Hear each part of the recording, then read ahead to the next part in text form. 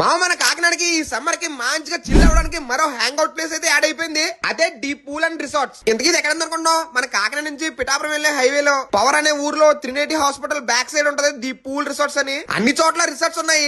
ఇక్కడేంటి మావా స్పెషల్ అంటావా? బెడ్రూమ్ లో స్విమ్మింగ్ పూల్ ఎప్పుడైనా చూసావా? ఇక్కడ ఉందిరా మావా. బెడ్రూమ్ లో స్విమ్మింగ్ పూల్ అంటే కపుల్స్ కి ఓకే, మరి మనలాంటి మావలకి పార్టీ చేసుకోవాలంటే స్విమ్మింగ్ పూల్ ఉండాలి కదంటావా? అక్కడికి వస్తున్నా మావా.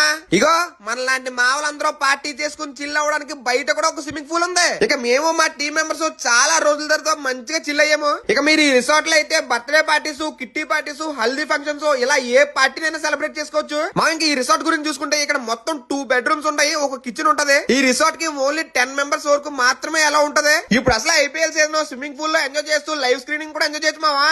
కపుల్స్ కి అయితే బాగుంటదని నా ఫీలింగ్.